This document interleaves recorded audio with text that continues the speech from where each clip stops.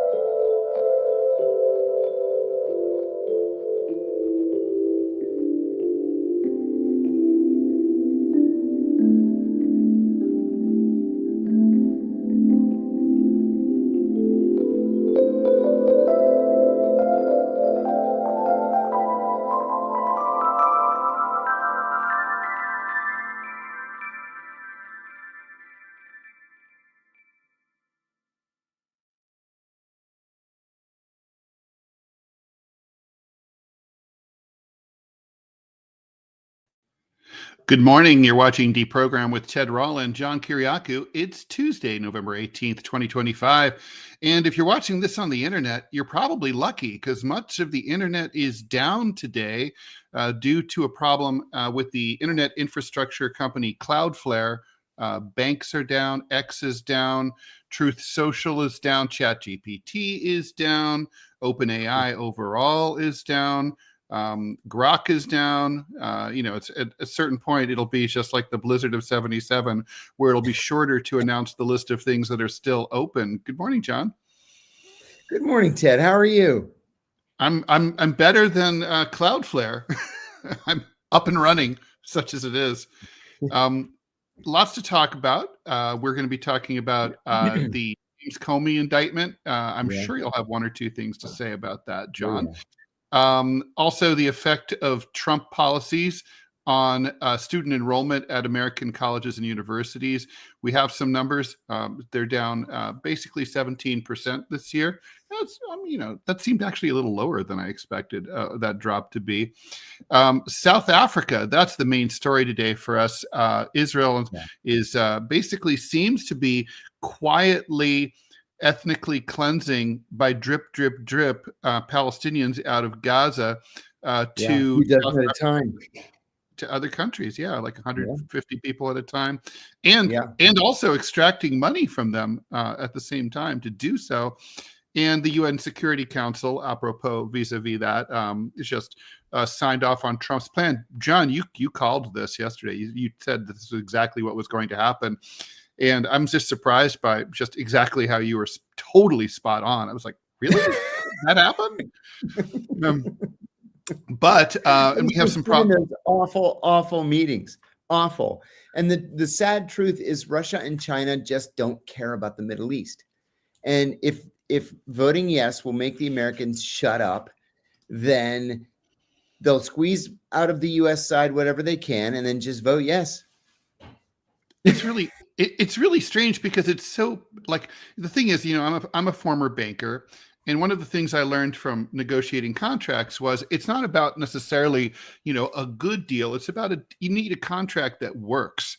And I don't see how the current 20-point plan by Trump, I don't see how it functions in a number of ways, including for Israel. I just don't see how it really works. And we can talk about that, and we will. John, we have a couple of comments before we get to the main topics. Comment for me, Eric Adams, in kissing that wall in Jerusalem in a photo, saying that he came to Israel to let them know he serves them as mayor of New York City. I mean, Eric Adams is yesterday's news. He's not going to be the mayor in 6 weeks. Nobody. Yeah, he's a nobody. He is a nobody. He's on notice. He's been fired, and but still, I mean, it's not a good look. And John, Langhorne Clemens is saying, just heard a retelling of your fib setup story with the Japanese ambassador. Not calling it into question, just curious. How common is it for Japan to send people to the United States that can't speak English? I have thoughts about that after you answer that, John. Yeah, Go ahead. that's a very good question. I don't take umbrage with it at all. It's a very good question. The Japanese are unique in this respect, in that, for example, when I was in Bahrain, the Japanese consul general in Chicago was named Japanese ambassador to Bahrain. And we were kind of excited, like, okay, the guy spent 3 years in Chicago. Now he's going to come here. He couldn't even say, hello, my name is, in English. It's ridiculous. The Japanese are very unusual in that respect, in that a lot of them just don't even speak a single word. I don't know how in the world they get through And things. the thing is, it's their national character. They're arrogant. They don't know, John. Arrogant. Exactly, as you know, I worked for the Industrial Bank of Japan Trust Company in the late 80s. And most of my colleagues were sent to the United States and all claimed that they spoke fluent English. Like the people you described, they couldn't speak English for shit. They could not. And it was like if an American didn't understand like a waiter what they wanted, they would be like, that person is stupid. And I'd be like, yes, you can't speak English. And they use the word a lot. In fact, I wasn't going to tell the story, but I will now that you say that. The Japanese ambassador, the new Japanese ambassador in Bahrain, he had just arrived from Chicago. This was 1994 or 1995. And so we get this invitation that the ambassador is inviting our ambassador, our deputy chief of mission, our political officer, our economic officer, and our commercial officer. So it was 5 of us to dinner at his residence. And one thing about the Japanese, when they have a dinner, it's no holds barred. It's caviar and the most expensive steaks, and it's incredible. They're like, hey, we're going to have dinner at the Japanese ambassador's residence. This is going to be great. So we go there, and we're all just kind of standing around. And the younger guys spoke some English. The ambassador didn't speak a word. Well, barely a word, as you'll see in a moment. And so we finally sit down after, an hour of chit chat, pleasantries. We sit down at the dining room table, and our ambassador says, so, Mr. Ambassador, to what do we owe this pleasure? And the Japanese ambassador says, your president, he's stupid. It turned out that when he was in Chicago, he somehow struck up this acquaintanceship with Dan Quayle, who had been the vice president. And Dan Quayle said, oh, Bill Clinton cheats on his wife. He's no good. So the Japanese ambassador called us all together to tell us he didn't really literally mean he's stupid. It's that his English was so bad that he just couldn't convey himself. And our ambassador, David Ransom, loveliest guy I ever worked for, he stood up and he says, well, thank you for your hospitality. And he says to us, gentlemen, and we all got up and walked right out. Because, you're not going to stand for the head of state being insulted that way. Absolutely not appropriate. And we walked out. But the point of the story was it's not unusual for Japanese to not speak any English at all, even though they're posted in the United States. And that was true about international banking at the highest levels. I mean, IBJ was essentially the Federal Reserve Bank of Japan. Wow. And the New York branch was the most prestigious branch to work at. And it's because in the 80s, right, that connection between New York business and Tokyo, and it was the same thing. I mean, I was amazed. I mean, don't get me wrong. I mean, there was a lot to like about the Japanese, but there was a lot to dislike as well. During that period, and I'll tell this one story and then we'll we'll move on. You'll remember that there was a whole spate of biggest art sales of all time during that period. And Van Gogh's Sunflowers was one of them.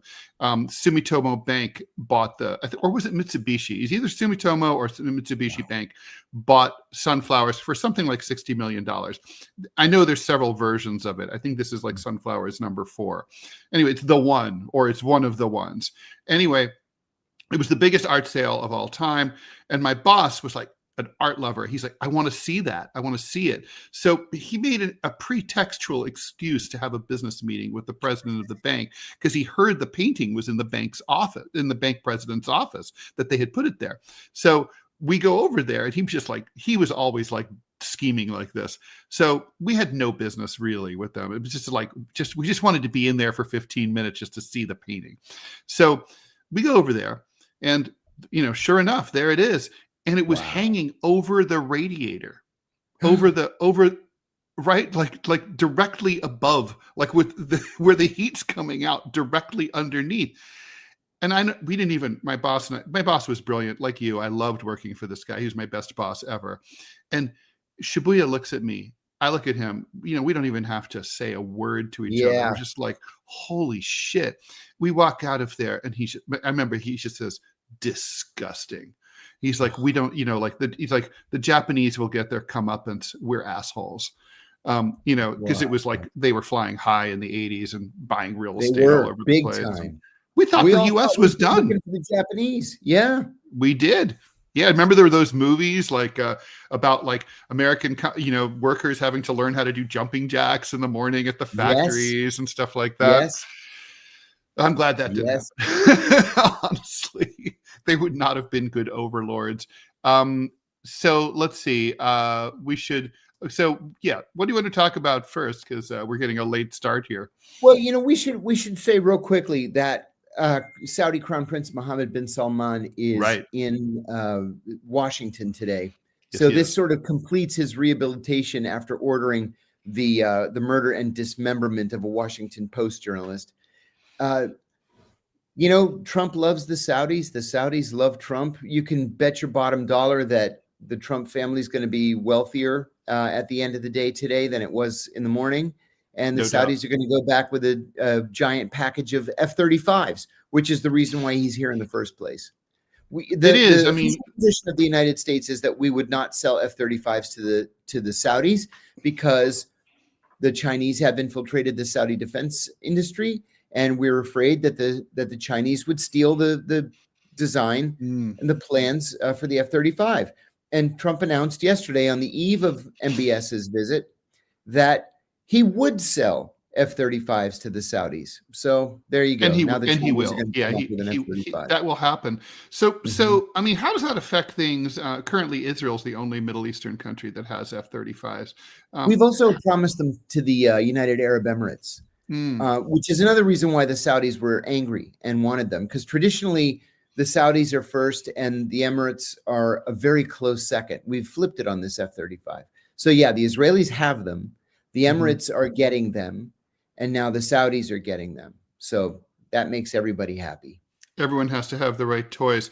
What do you make of the reporting that we're hearing about this visit, where people say it's the assessment? They keep saying this. It is the assessment of the intelligence community that MBS ordered the Khashoggi killing. That's true. It's also the assessment of just common sense and facts. I mean, the Turks they recorded. They have an audio recording that's on the internet that anybody can hear. Of MBS being basically tortured and killed. In fact, they know exactly what happened to him.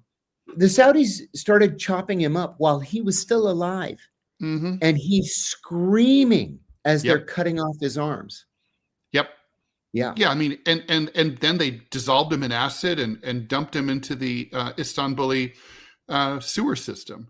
Yeah. I mean, it's not, and it's also just like, the order that he ordered the killing. That's okay, true, but it's like in this case, the details really matter. I mean, he was lured to a consulate, and while his fiance was waiting outside, and they did that to him. I mean, I know the U.S. kills people every day. I mean, talk to the Venezuelans. but this is on a whole level of perfidy and basically, to me, the reason it's less about Khashoggi, but if I were the American president, it's kind of like the Saudis saying, we can do whatever the fuck we want, and you're our bitch because we have so much oil and money. You're going to do whatever the fuck we want and like it. I mean, that to me is that's the real, power politics problem with this whole thing. That's right. We need to let's put Robbie in. Robbie has some housekeeping to take care of. This is day 2 of Robbie's return, and we're going to welcome back Robbie again. So good to have you, especially on a day like this with so many tech issues. You had some housekeeping to do, and so go ahead and do your housekeeping. And also, you're going to have to the ads. You're going to have to feed me, remember, because I'm not on the Rumble Room. Okay. Yep. No, I got that. So good news is the audio works. The bad news is if you're on YouTube, I cannot see your chat. It's gone. So you're talking to yourselves. Oh, now, if you want, can see it. It's just not coming across cross-platform. So I'm not able to see it on the studio end. Oh. So if y'all want me to put your comments up on the screen and be able to just kind of feed them over to John and Ted, jump over here to Rumble because I can see those naturally because I'm on Rumble Studios. That helps. I'm going to pull up that chat too. Yeah. Also, if you come over to Rumble, frankly, John and Ted get paid more, and more money is always a good thing. Rumble pays much better than YouTube. And lastly, if you want to get a copy of What's Left, Ted's book, we're going to be pimping that out. Let's go to raw.com. You can order yourself a copy, a signed copy of What's Left. Ted actually sent that to me and gave me a copy. And then my son bought a copy when he was here in Kalispell. And speaking of buying, I'm going to be working on setting up book signings for Ted. So if you have a bookstore in your town, unlike mine, please email me, West Glacier Gaming. Let me know, and I will see if I can get a book signing set up in your town with Ted Rall. West Glacier Gaming at Gmail. Correct. West Glacier Gaming at gmail.com. I'm going to work on building a producer email. It sounds a little bit more professional and less retarded, but I am retarded, so I'm going away now. Okay. And I take you away. All right. Housekeeping kept. All right. So what next? Shall we talk about Comey? Maybe get that out of the way. Yeah, let's talk about Comey. Sure.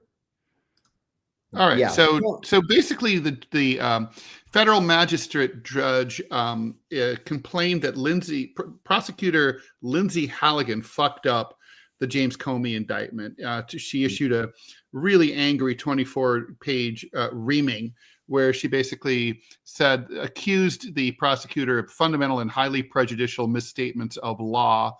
The judge, William Fitzpatrick, ordered that all grand jury materials be released to Comey's attorneys, saying that basically, this is, I guess, common misconduct, right? Is that the defense doesn't receive everything that the prosecutor has, although they're supposed to always do that. But you and I hear those stories all the time. Oh, yeah. How serious is this? Is this a political judge, or is he right? No, this is serious. I think the judge is right. This is one of those situations where the government picked the person that they wanted to screw and then looked through the law books for something to charge him with. Remember, we talked about the book 3 Felonies a Day by Dr. Harvey Silverglate. He's a professor of law at Harvard who says that we are so over criminalized and so over regulated in this country that the average person on the average day going about his or her normal business commits 3 felonies. And that's this situation. They hate Comey. They want to screw Comey. So they just look for some felonies to charge him with. And I hope this is not the case with John Brennan, because I know John Brennan to be a criminal.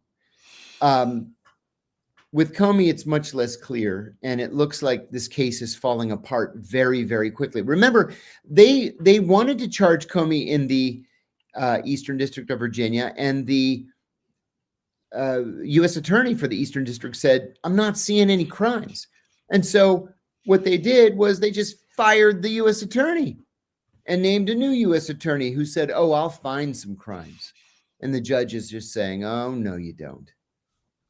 That's not how this is supposed to work. No. I want to thank Kokaki over in Rumble for becoming a paid monthly supporter of the DeProgram show.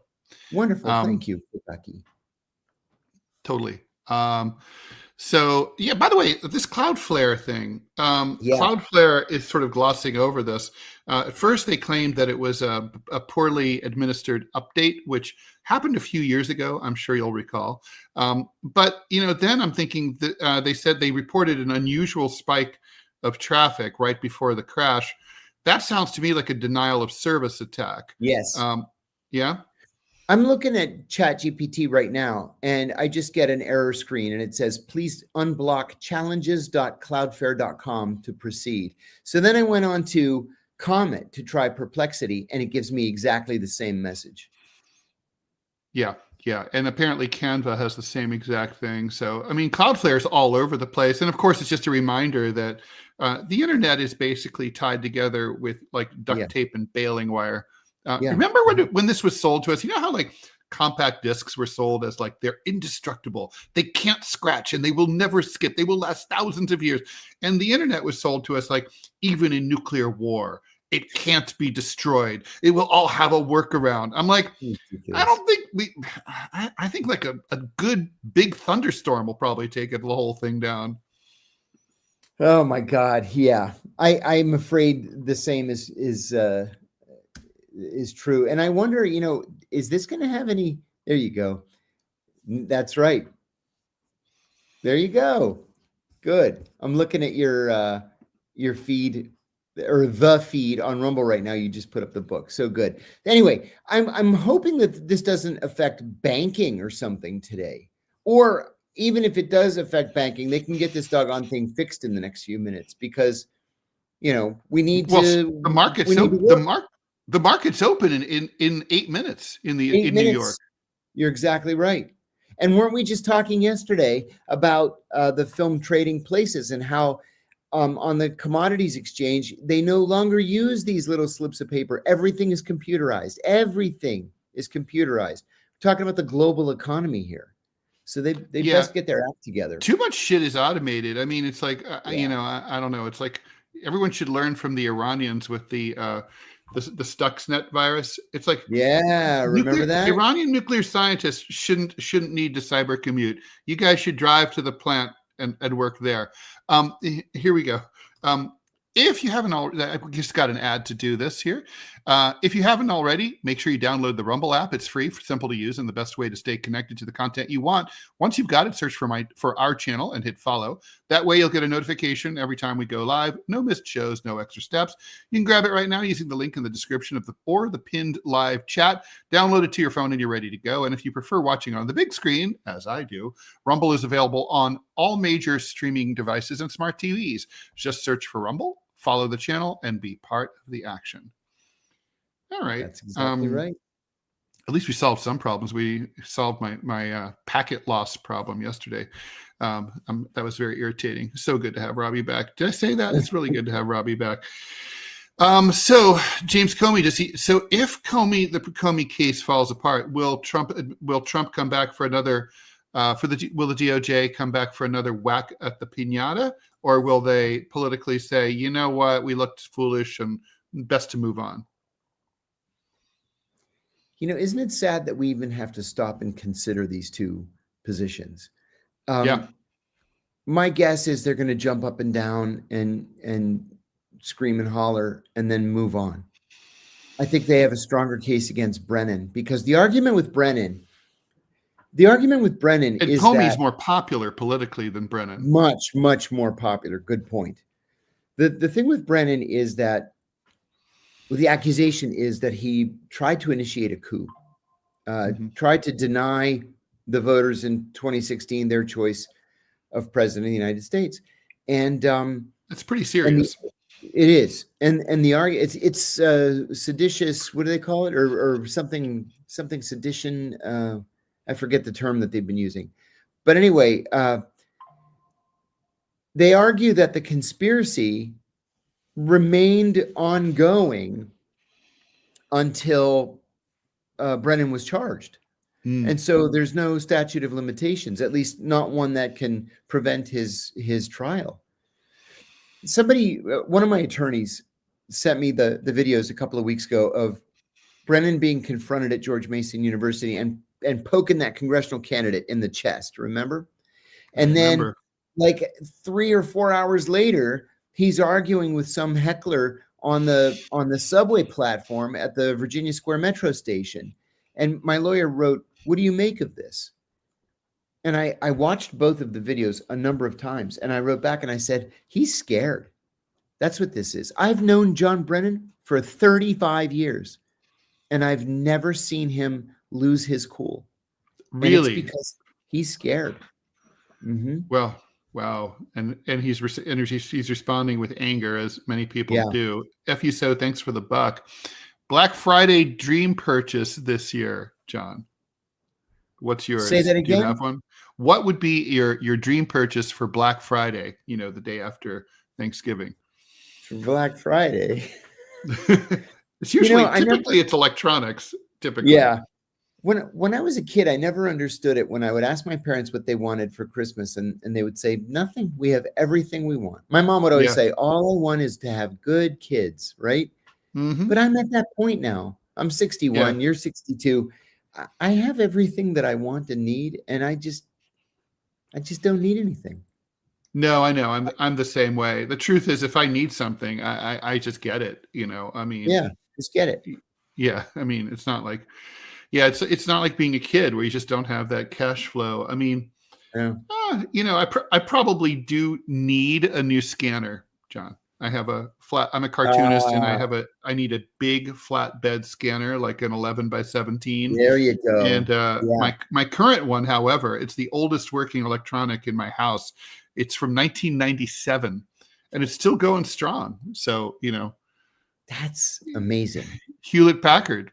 It's like a beast. I kind of want to see how long it'll go. Anyway, so all right, we can talk a little bit about, we'll get to the meaty stuff a little bit later, get the easy ones out of the way, knock them down. So obviously we all know what's going on with Trump's, anti-immigration policies, and he's been doing everything he can to lean on colleges and universities to deny student visas so that they can't attend. Anyway, long story short, international student enrollments are dropping. If it hadn't been dropping, you'd have to wonder what the hell is going on. But the Institute of International Education surveys 828 American institutions, and they find a 17% drop in first-time enrollments this year, only a 1% decline overall. So overall enrollment, but they say it's going to, obviously it'll snowball. John, I'm torn about this. How do you feel about it? Yeah, I'm a little torn too. I don't know, man. It just seems to me like we have so many important things happening. It's almost not possible to be worried about everything. There aren't enough hours in the day to worry about everything. You have to do anxiety triage. Yeah, that's a great way to say it. Yeah, it is. It's anxiety triage. Yes. And so, it's like, well, I mean, I went to college, and I valued my relationship with foreign students a lot. Oh my God, me too. When I first went to college, most of the upperclassmen who were foreign nationals were Iranians because they had been stuck in the United States because of the Iranian Revolution. By the time I left, most of them were Lebanese because they had fled the Lebanese Civil War. But looking at this operationally, Ted, we want foreign students to come here, and we want them to study hard sciences. Why? Mm-hmm. So the CIA can recruit them now as students and send them back to work in the Chinese missile program, or the Russian nuclear program, or the Iranian nuclear program, or whatever, and they're already assets in place. So we want foreign students here, especially foreign PhD students here. Does anyone with Trump's ear tell him that from the CIA? I doubt it. Because remember, most of the time, the CIA director, is a political appointee, and they're really not thinking about these longer term issues. It does bug me that what a profit center they are. And that I think it was Harvard that said that 27% of all of their undergraduate enrollment was international students. And think about how incredibly competitive it is to attend Harvard. I mean, literally 1 out of 4 spots there is taken by foreigners. I mean, I can't think that 1 out of 4 spots Amazing. at the Sorbonne or the University of Tokyo are Right. taken by foreign students. Right. Yes. I doubt it, but I think you're right. Oxford, I don't think so. Well, yes. Okay, good point. Anything else to say about that before we move on? No, just that it could be a very important operational opportunity lost. This is a funny comment. I'm just going to read it. T. Zoli says, I want my adult stepson to move out so I can experience time with my husband before I die. Can I get that somewhere on Black Friday? He's only 36, but I don't feel badly one little bit. Only 36. Don't worry. Once they hit 42, they fly the nest. It'll be fine. That's really funny, though. But that's the new economy. I mean, that's how things are now, right? Yeah, that's right. Oh, this is a good question. This is from Rod and Goo, 9864. Thanks for the €2. Can Trump and Mamdani find a way to coexist? I'm glad you brought up that question because there's reporting today that says that Mamdani, his team asked Trump's team for a meeting, and Trump said that he's amenable to sitting down with Mamdani and talking.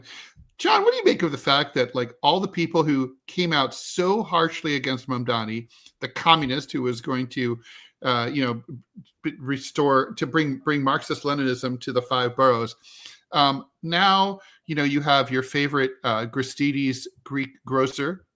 He says he's not only not leaving the city, he wants people to cooperate with Mamdani so that things work out really well.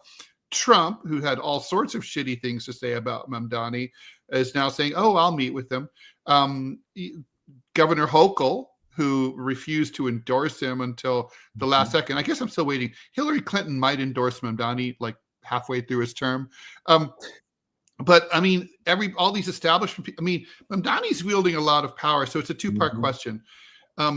How do they look in all this? And then here's the other thing. How can voters take any of this seriously when when they hear this person is evil and terrifying and far left and communist? Oh, hey, welcome to the White House. How's it going? Yeah, right. Ted, you and I are both old enough to remember when the Democratic Party was a big tent party. When everybody from Ted Kennedy to George Wallace were Democrats, you know, when almost every Senate seat in every southern state was held by a conservative Democrat, and I mean conservative Democrat. Yep. And the Democrats claim that they're still a big tent party, and they're not. They're not. Now they are so middle of the road that they're just stuck. It's like being stuck in neutral, where they don't want these conservatives, but they also don't want these liberals either. And it's gonna end up being the demise of the Democratic Party. Well, I mean, the question, if the Republican Party doesn't fall apart first, I mean, the civil war between the Trump wing and the MTG wing is really heating up. Right now, I gotta say, I didn't expect to see this. I mean, Trump is still such a canny politician. Like even the way that he's pivoting on the Epstein files, it's really, I mean, it's a masterclass really in many ways. But even though it's cynical, but I don't know that he's winning the war with MTG right now. She's the one who's coming out smelling like roses. They both backed off yesterday, but she has won this little kerfuffle. Yes. I mean, her reputation has improved dramatically. I think the secret sauce was admitting that she had contributed to the toxic atmosphere and expressing regret for it. I mean, I don't know about you, John. I mean, I'm a huge, I grew up Catholic. I'm a huge sucker for penance and repentance. If someone's an asshole and they say, "Oh God, I was an asshole and I shouldn't have been, and I'm sorry," I'm like, I got nothing. You win. That's because that's all you can ask from people. They can't go back in time. I agree.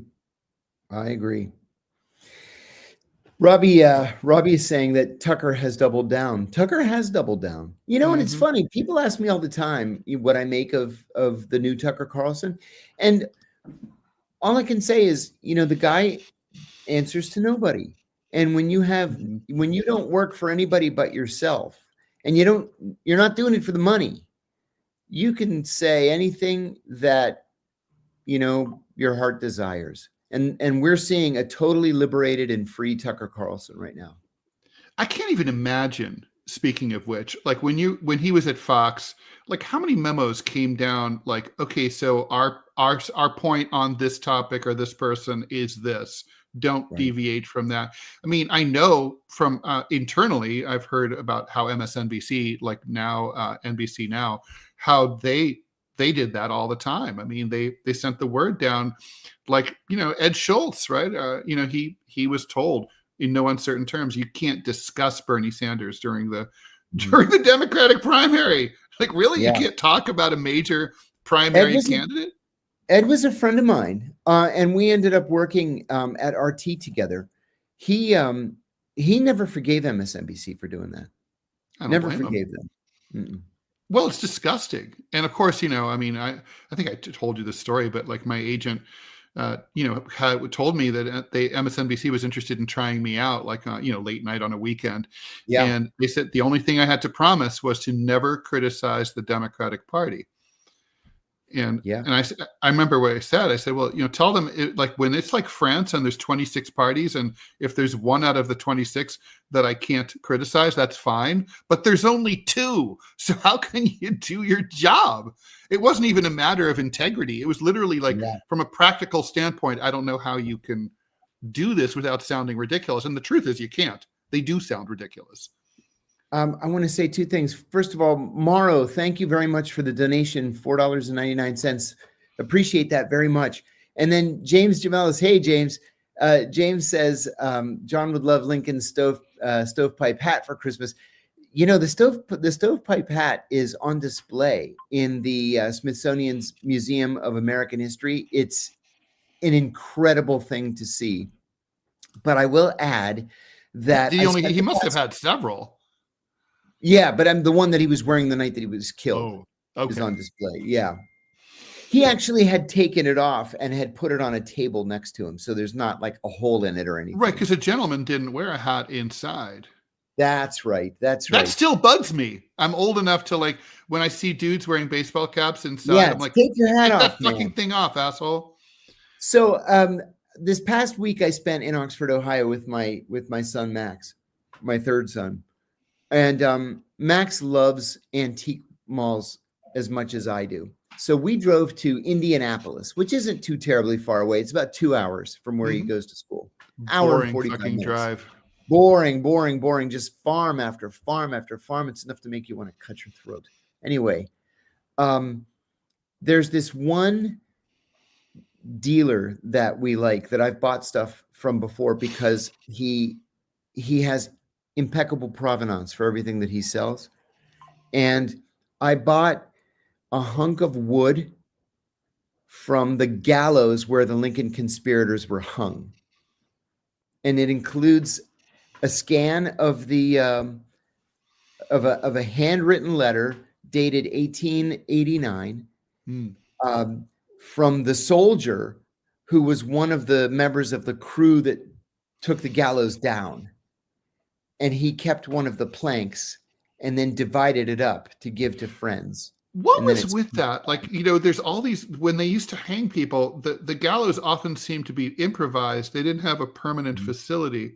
That's right. Do you have any understanding of why that is? I don't. Well, in this case, it's because people weren't normally hanged at this base. The base still exists. It's now Bowling Air Force Base. Or they call it Joint Base Bowling something or other. They just changed all the names a couple of years ago. Now the site of the gallows is the officers' tennis courts. So there's no trace that these gallows were there and that they hung the Lincoln conspirators, including the first woman to be executed by the U.S. government. So wait, there was a woman conspirator? Yeah, Mary Surratt. She ran the Surratt Guest House. She plotted with them, and she's the one that hid the gun that John Wilkes Booth used. She hid it behind the stove in her kitchen. Wow. Yeah. So, yeah, I mean, I definitely have a wish list for my political ephemera collection. I have. All I'm lacking now is Mm, I want a pardon signed by Abraham Lincoln. They're out there. They go mm. for about $10,000 to $14,000. I'm not in a position to buy something like that, but I'm hoping that 2026 turns out to be a really great year for me. In which case, I'm gonna grab one. That's cool. Frankly, I'd rather you got a pardon signed by President Trump, but that's just Yeah, me. me too. Me Um, too. so, although the Yeah. Lincoln one sounds cool too. All right, so we should probably talk about the situation in Israel. All right, so let's first get into the UN Security Council. So we all know we talked here on the show about the 20-point plan, and if you're watching this show, you probably have a pretty good idea of what's in here. But as I mentioned, John, this is not a plan that seems to have enough meat on the bones to make a lot of sense. Okay, so there's a peacekeeping force that I understand. It's going to be it's going to be a bunch of Muslim countries, including Pakistan. That I understand too. But who are they keeping the peace from? They're going to disarm Hamas. How are they? Hamas says they don't want to be disarmed. They had no seat at the table here. They called this an international guardianship mechanism, which is kind of reminiscent of, say, the French mandate over Lebanon and that kind of thing. I don't think they're wrong. And then, basically, this is a non-contiguous state. Israel, by the way, just parenthetically rolling this back, Hamas justified October 7th by saying if they hadn't done something like this, they would have never achieved statehood. Now, Netanyahu says, we will never agree to the creation of a Palestinian state, retroactively basically confirming what Hamas said. Yeah. And kind of justifying October 7th after the fact. I guess it's so easy to see all the ways this passes through that this can't work. And yet this agreement now has the force of international law. Yes, it does. Is it a dead letter, or is this? Are they going to try to do this? Let's try to parse it out. There is no meat on the bone when it comes to the issue of Palestinian statehood. So the vote was 13-0. China and Russia abstained, just like we predicted that they would do. And nobody and the reporting doesn't talk about China's abstention, only Russia's abstention. Only Russia's. That's right.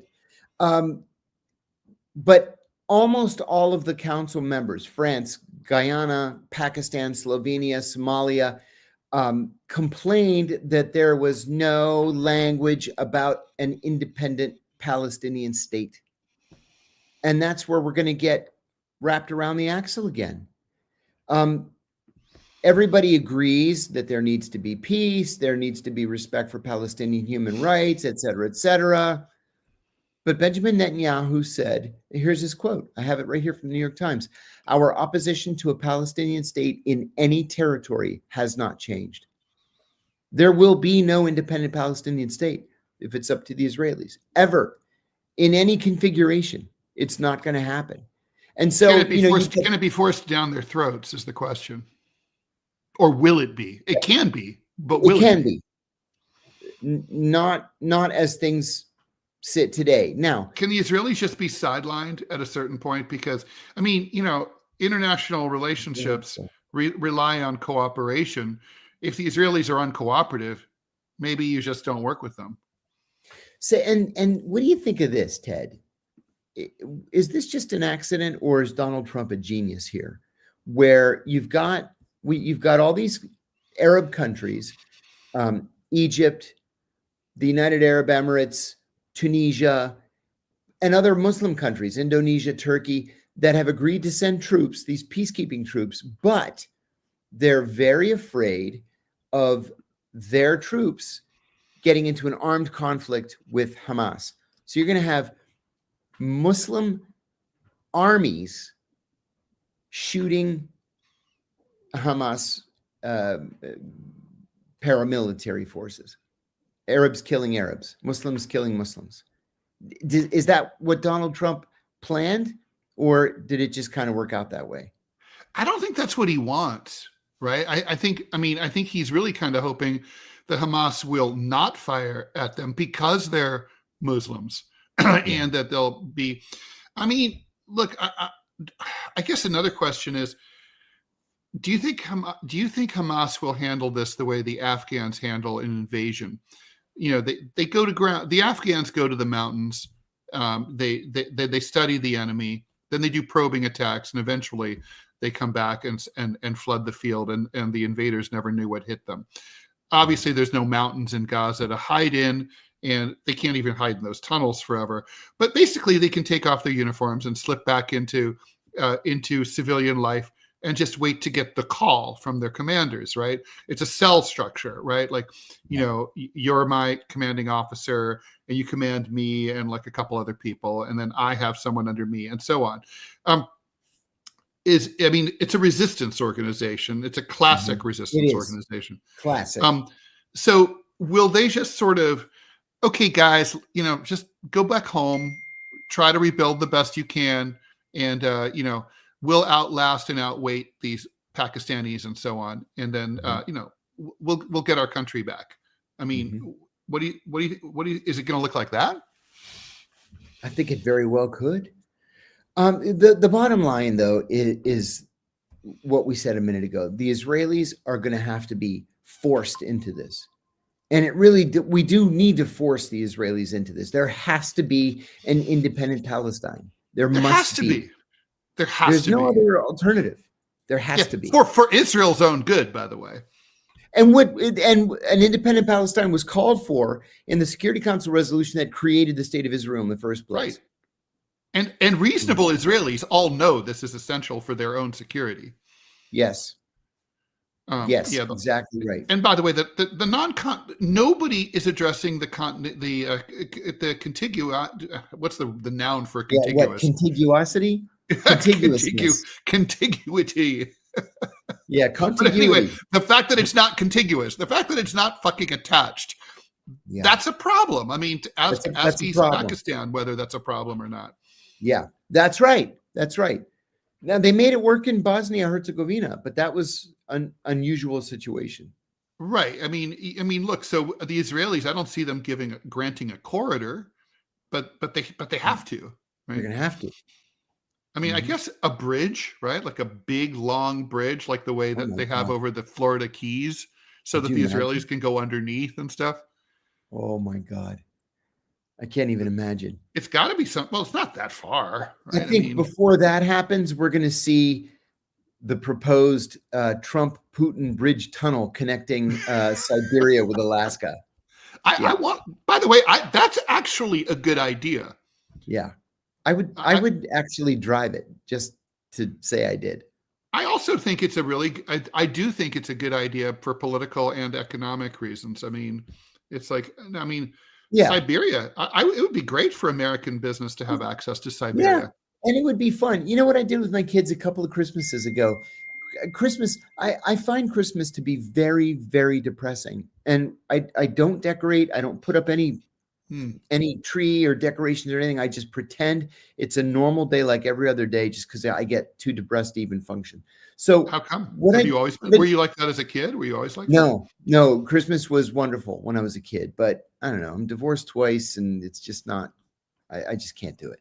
So what I did with the kids a couple of years ago, I said, hey, let's open your presents and then let's get on the subway and we'll go to every single station on the entire subway system without You couldn't do that in New York City. Oh, you can do it in New York City. There was an article about it in the Times, and a guy did it in 25 hours, which is like record fast. I was going to say, because I've been to every station in the New York City subway system, and I used to explore it in college, and I was going to say, it would take a long time. A lot of planning, because there's a lot of backtracking. But anyway, we did it in 9.5 hours. And we did take a break. We did actually come up out of the station at the zoo, and we had lunch, and then we went back down in and finished it. We have similar impulses. I'm not a big fan of the holidays either. I hate Thanksgiving more than Christmas.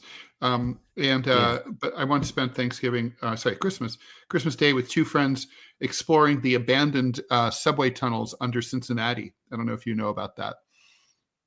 But there was a subway. In fact, my son and I were just talking about it day before yesterday. Cincinnati has more abandoned subway tunnels than any other city in America. I don't know if I bet it's not as accessible as it used to be, but back in the day you could just there was a place in a public park where you could just where someone had broken in, and you could just walk in there. If you just bring a flashlight and plenty of batteries, and you could walk 12 miles. It was really crazy. And there's fallout shelters in there from the Cold War, including with a podium where people were going to address the crowd. There's a locked arsenal that you couldn't break into. Wow. I mean, there was bedding. It was really cool. And in the end, finally, you're sort of there's a ladder. It's I think this is the way out. Climb the ladder, and there's a manhole cover, and you lift the manhole, and there's cars going over, and it's better time this carefully. Yeah, it was cool. Anyway, so I do think that Trump, to get back to your main question though, he is kind of a genius in that, as fucked up as this plan is, this is progress, right? I mean, I don't think we'd be here under President Biden or President Harris. I think the Israelis would still be bombing. I agree with you. As pro-Israel and pro-Zionist as Donald Trump is, he expects people to do as they're told. Yeah. And Netanyahu won't do as he's told. And so you've got to force him. Yeah. I mean, that's the thing about Trump. He does understand power and leverage. It's the only thing he really understands, but he understands them really well. And, I still have to say, I'm in complete agreement with Tucker Carlson and his rant about, Israel is inconsequential. We don't need them. They're a liability. We should have nothing to do with them. And we don't need to be. We have lots of friends in the Middle East. We get along with we have Jordan. We have Egypt. We don't need Israel. This tiny little country with no natural resources at all. That's right. It's Egypt's far more important. Anyway, that's just so. Okay, let's talk about this South Africa story. I'm fascinated by this. Yeah. So nobody knew this was happening. This is a dark story. So basically, these Palestinians are reporting. Well, this happened, right? Mm-hmm. So basically, these Gazans were told, "Hey, so I know how you can get out if you want to get out. You got to give me $1,600 in crypto per person in your family who wants to leave, and then show up at a certain point, and we've got it all figured out." So for the people who decided to bite on this, which probably wasn't most of them, because there's so many scammers, so many lying sacks of shit in a war zone situation like that, that you'd be very. I mean, that's a serious leap of faith that most people wouldn't take, but some people did, and for those people, they ended up being put on a bus and routed down to Khan Yunis, and then taken to the border crossing and waved by Israeli troops. And the Israeli troops finally, right before they left the occupied territory of Gaza, this is very sinister. The Israelis said, "You have to leave all of your belongings behind." And then very familiar, very 1942, and they then boarded. They got into Israel proper. They were taken to the airport, and then flown. They didn't know where they were going. This one group, they flew to Kenya. They went to Nairobi, and then they were stuck for 10 hours on the airport tarmac. They have no idea where they're going. This is also familiar. It reminds me of the ship, the St. Louis, right? That during World War II, that's flying around. But maybe this was all part of the plan. This obscure charity that appears to have probably be a front organization for the Israeli government or for the Mossad or both. And then basically arranged all this, and they found themselves in the Republic of South Africa. South Africa has long historic ties supporting the Palestinians for obvious political and cultural reasons. And so the South Africans, this has been going on for a while, and now the foreign minister Ronald Lamola finally became aware of it, and he's like, wait, we see what you're doing here. You're like, we welcome our Palestinian friends and brothers, but you're ethnically cleansing the Gaza Strip, drip by drip by drip. And there's been a lot of flights to other countries in Africa and possibly in other continents as well. This is what it looks like, right? It does. I mean, the South Africans are right, and this is exactly what the Egyptians have been warning against since this whole thing started. Is yes, they love their Palestinian brothers. Yes, they want to help. But to open the border and allow Palestinians to come across the border into Sinai would do nothing but to abet Israel's policy of ethnic cleansing. That's it. Yeah. You can't do it. No, because as soon as that happens, the Israelis are like, well, what can you do? It's empty now. It's like, you going to eat that or what? If you won't, we will. And then they move in. And it's a fait accompli. I mean, that's already what they've done to 60% of the West Bank. Yes, exactly.